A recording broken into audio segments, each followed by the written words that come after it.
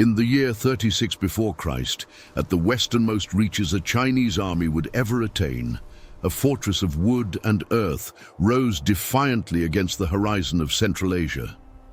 Within its walls, 3,000 Xiongnu warriors and 10,000 Kangju horsemen awaited the inevitable. They had sworn to defend their lord unto death, but what approached from the east was no ordinary army. It was the military machinery of the Han Dynasty, 40,000 men marching beneath banners red as blood, determined to sever the head of a fugitive king. And then the night shattered. Flaming arrows tore through the darkness. The outer walls caught fire. War cries echoed in languages no one could comprehend. From the battlements, the king's concubines loosed arrows alongside the warriors. A projectile found the sovereign's nose. Blood splattered across his golden armor. Kangju horsemen surged from the blackness, attempting to break the siege, but they were swallowed by the storm of iron. The palisades crumbled. Han soldiers scaled the walls by piling earth against the stone. And somewhere in the chaos, 100 strange men formed a wall of interlocking shields like fish scales, a formation no Chinese chronicler had ever witnessed before. When dawn painted the Talas River Valley red, the inner citadel was already ashes. The fugitive king lay pierced by countless wounds. His head would be severed from his body and sent thousands of miles eastward to the walls of Chang'an. And those mysterious warriors of the scale formation, if they truly existed, would vanish into the shadows of history, feeding one of the most fascinating legends of the ancient world. This is the story of the Battle of Zhizhi, the day when two empires that believed themselves unique discovered the world was far vaster than they had ever imagined. To understand what happened in that remote valley, we must travel back 2 decades, when the steppes of Mongolia trembled beneath the hooves of a civil war that would tear the Xiongnu apart forever. The Xiongnu had been for centuries the nightmare of northern China. Fierce nomads, incomparable horsemen, their raids had forced emperors to build endless walls and send princesses as humiliating tribute. But in the year 56 before Christ, the great steppe empire fractured. 2 brothers claimed the title of Xiongnu, the supreme ruler, who Hanye the Younger sought the protection of the Han Dynasty, accepting to become a vassal of the Son of Heaven. Xiji the Elder rejected such humiliation. To him, kneeling before the Chinese was worse than death. He preferred exile to submission. Thus began an odyssey that would carry him ever further westward. First he crossed the lands of the Wusun. Then he traversed deserts that seemed without end. Finally, around the year 44 before Christ, he reached the kingdom of Kangju, in the vast plains between Lake Balkhash and the Aral Sea, in what is now Kazakhstan. It was a world the Chinese barely knew, a frontier where the Silk Road dissolved into rumors and legends. The king of Kangju saw in Xiji an opportunity. The fugitive Xiongnu brought with him 3,000 warriors hardened by generations of war against China. With such force, he could subdue his Wusun rivals. The alliance was sealed with promises of shared glory. But Xiji was not a man who accepted being anyone's tool. Soon, his temperament revealed his true nature. When the campaigns against the Wusun failed to produce the expected results, Xiji blamed his hosts. He executed several Kangju nobles.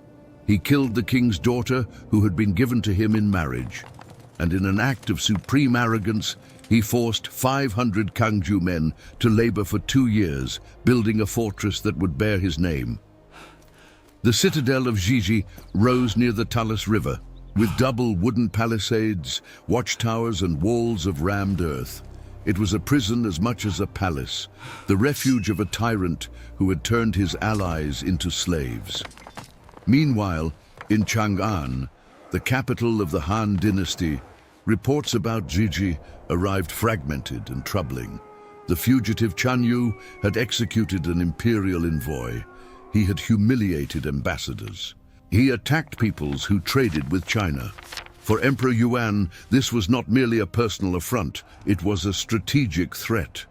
If Xiji consolidated his power in the west, he could sever trade routes, incite other tribes against the empire, perhaps even return someday with a renewed army. But Chang'an was far away, and the western regions were a labyrinth of minor kingdoms, disputed oases, and fragile alliances. The protector general of these territories was Gan Yanshu, a competent but cautious administrator. His deputy commander was a man of very different nature, Chen Tang. Chen Tang had been born poor in Jining, in what is now Shandong province. He had carved his path through the imperial bureaucracy with a combination of brilliance, ambition, and something his contemporaries called recklessness. Where others saw obstacles, he saw opportunities. Where others asked permission, he acted. And when he looked westward, toward Xiji's fortress, he did not see a diplomatic problem. He saw a head waiting to be severed. Chen Tang presented his plan to Gan Yanshu, a preemptive strike against Xiji before the fugitive Xiongnu grew too powerful. The Protector General refused. Such an expedition required imperial authorization, and obtaining it would take months. Messengers would have to travel thousands of miles to Chang'an, officials would have to deliberate, the emperor would have to stamp his seal. By then, Gan argued the opportunity would have passed, but Chen Tang was not a patient man. When Gan Yanshu fell ill, the deputy commander made a decision that could cost him his head. He forged an imperial edict. With the stolen seal, he summoned troops from the frontier garrisons and contingents from the vassal kingdoms of the Tarim Basin. When Gan Yanshu recovered and discovered what his subordinate had done, it was already too late. The army was on the march. Retreat meant dishonor. Advance meant victory or death. Gan chose to advance. 40,000 men assembled for the campaign, Han soldiers with their distinctive repeating crossbows, mounted archers from the Tarim kingdoms, infantry from 15 different nations that had accepted Chinese sovereignty. It was a multinational force, like few seen in antiquity, united not by language or blood, but by a common purpose: to destroy the tyrant of the West. The army divided into two columns that marched along both sides of the Tarim Basin, reuniting near Kashgar before venturing into Kangju territory. The march was exhausting. They crossed deserts where water was more precious than gold. They traversed mountain passes where the wind cut like knives. Horses grew thin, men murmured. But Chen Tang maintained the pace, relentless as fate itself. When they reached the western shores of Lake Balkhash, the first obstacle emerged from nowhere. Several thousand Kangju horsemen, returning from a raid against the Wusun, stumbled upon the rear of the Chinese army. They attacked by surprise, plundering provisions and weapons, before vanishing into the steppe. It was the kind of setback that could destroy an expedition. But Chen Tang responded in kind. He sent his auxiliary troops after the raiders, killing 460 Kangju and freeing nearly 500 Wusun prisoners. The retaliation sent a clear message: this army would stop at nothing. Kangju nobles began to defect. They hated Xiji as much as they feared the Chinese. They provided information about the fortress's defenses, guides who knew every path, even warriors willing to fight against their former ally. Xiji's coalition was crumbling before the battle had even begun. The Han army camped 30 li from the citadel. Messengers were sent in both directions, exchanging words no one intended to honor. Xiji demanded to know why the Chinese had invaded lands so far from their empire. Chen Tang replied that he came to punish a traitor who had murdered imperial envoys. They were formalities, the ritual prelude before the slaughter. 3 days later, the army advanced to within only 3 li of the walls. Xiji's fortress now revealed itself in all its extent. Double wooden palisades, reinforced with earth, watchtowers at every corner. A shallow moat sufficient to slow a direct charge. Inside, the defenders prepared. 3,000 veteran Xiongnu, 10,000 Kangju who knew their fate was bound to the Xiangnus, and something else, something the Chinese chroniclers would note with puzzlement. Outside the walls, A group of infantry formed a defensive line using interlocking shields in a pattern the observers described as fish scales. Never before had they seen such a formation on the steppes. The Xiongnu fought on horseback with bows and lances. The Kangju were riders of the prairies. That wall of shields was something different, something that belonged to another world. Who were those men? The question fascinated historians for millennia. In 1941, sinologist Homer Dubbs proposed an audacious theory. They were Roman legionaries. 17 years earlier, in the year 53 before Christ, Marcus Licinius Crassus had marched against the Parthian Empire with 7 legions. At the Battle of Carrhae, near present-day Harran in Turkey, his army was annihilated. 20,000 Romans died, 10,000 were captured. The fate of those prisoners had always been a mystery. Some sources suggest the Parthians transferred them to their eastern frontier in Margiana, near modern Turkmenistan. There, they might have become mercenaries, selling their skills to the highest bidder as they aged, and the roads back to Rome closed forever. Dubbs proposed that some of them, perhaps 100, ended up serving Xiji. The fish scale formation would actually be the famous Roman testudo, the tortoise of interlocking shields that had conquered half the world. It is a seductive theory. Imagine those legionaries, men who had marched beneath the eagles of Rome, who had dreamed of glory in the East, now lost at the edges of the known world. They would have aged in strange lands, gradually forgetting Latin, adopting barbarian customs, but preserving the discipline that had made them invincible. And there, on the steppes of Central Asia, they would have found their final battlefield, facing an army from another empire they had never heard of.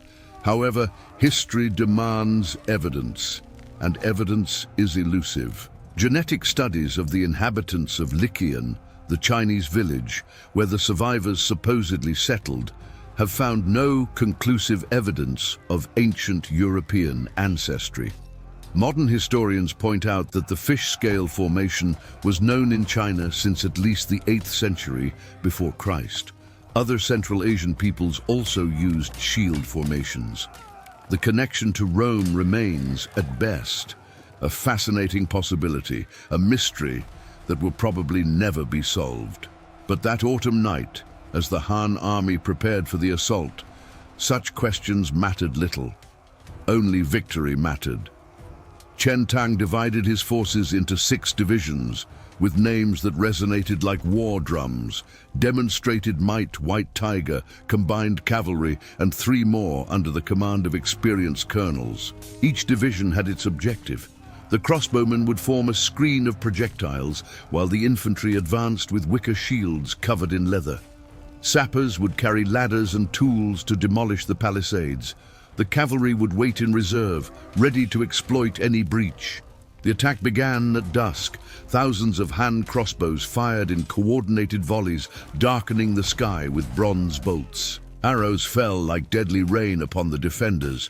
The Xiongnu responded from the towers, but they were outmatched. The Chinese crossbow had superior range to any step bow. It could pierce leather armor at 200 paces, and the Han had thousands. Under the cover of projectiles, the infantry advanced with raised shields.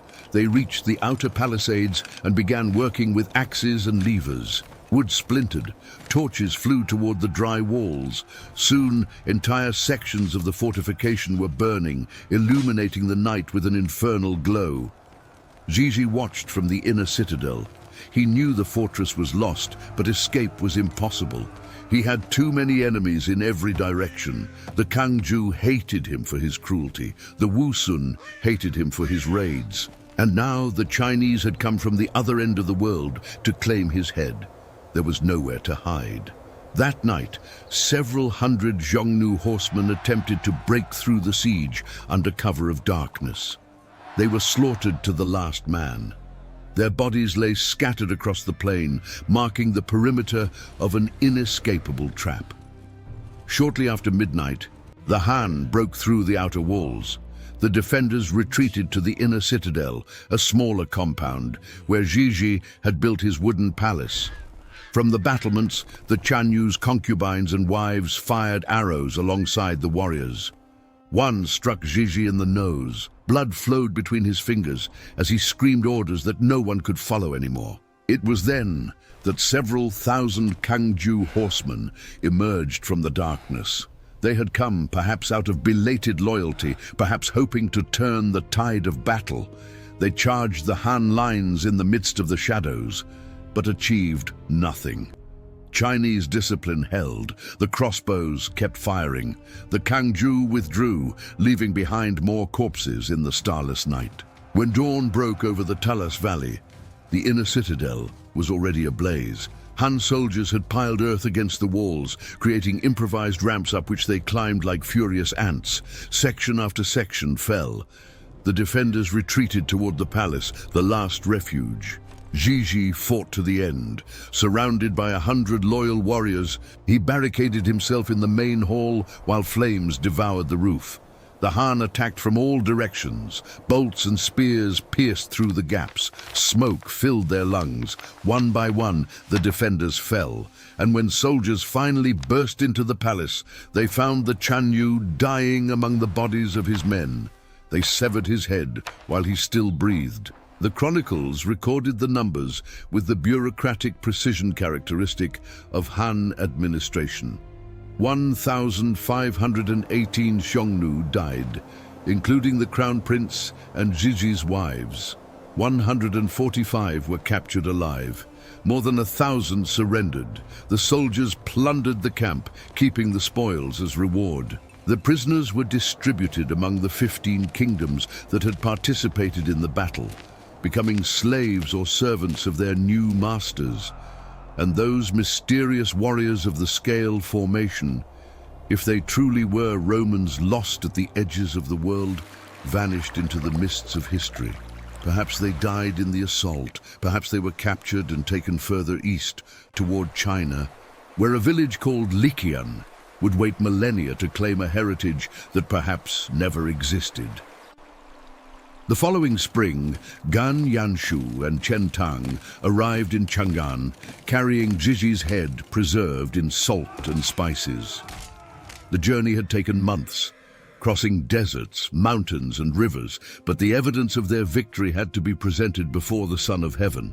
Emperor Yuan contemplated the head of the fugitive Xiongnu. It was the first and only Xiongnu ruler ever killed by a Chinese army. For centuries, the Xiongnu had terrorized the empire's frontiers. They had demanded humiliating tributes. They had taken Chinese princesses as wives, and now their head hung from a pike on the walls of the imperial capital. The display lasted 10 days. Afterward, with due ceremony, the head was buried. An enemy of the empire had been destroyed at the edges of the known world. The message was clear to all who might contemplate such a fate. No matter how far you flee, the arm of Han will reach you. Chen Tang was rewarded, though not without controversy. He had forged an imperial edict, a crime normally punished by death, but victory had redeemed him. He received the title of Marquis and an honorary military post. His words would resonate through the centuries as a warning to all the barbarians of the world. Whoever offends mighty Han, no matter how far away, will be put to death. But beyond the celebrations and rewards, the Battle of Zhizhi marked something deeper. It was the westernmost point a Chinese army would ever reach until many centuries later. It was proof that the world was vaster than any empire had imagined. Somewhere in the steppes of Central Asia, two civilizations that believed themselves unique had brushed against each other's extremities without truly knowing what the other was. Were there Roman legionaries among Xiji's defenders? We will probably never know for certain. DNA studies have been inconclusive. Archaeological artifacts are elusive. All that remains are the words of a Chinese chronicler who noted with genuine curiosity that some of the defenders used a strange formation, like interlocking fish scales. A minor detail in a bureaucratic report, transformed by the centuries into one of the most persistent legends of the ancient world. What we do know is that the Xiongnu Empire never recovered from Xiji's death. His brother Huanye consolidated his power as a Han vassal, inaugurating decades of peace on the northern frontier. The raids ceased, trade flourished, the Silk Road prospered, carrying Chinese silks westward and foreign treasures eastward. And somewhere along that road, perhaps, the descendants of soldiers who had once served beneath the eagles of Rome walked alongside merchants who had never heard of the legions. The ancient world was smaller than we think, and more connected than we imagine. The borders we draw on maps have never stopped the flow of people, ideas, and legends. The Talas River still flows today, winding between Kazakhstan and Kyrgyzstan, indifferent to the empires that rose and fell on its banks. Centuries after Xiji's death, in the year 751 of our era, another Chinese army would fight in these same lands against the Arabs of the Abbasid Caliphate. They too would be defeated, and the knowledge of papermaking would pass from China to the West, forever changing the course of civilization. But that is another story. What remains of the Battle of Zhizhi is more than a military victory. It is a reminder that even in antiquity, the world was intertwined in ways its inhabitants barely understood. It is the possibility, however remote, that soldiers of Rome and soldiers of China looked into each other's eyes on a battlefield lost in the steppes. It is the echo of drums that resonated from the walls of a forgotten fortress, calling men from lands they would never know to fight and die for causes they barely understood. Empires fall, armies scatter, names are forgotten.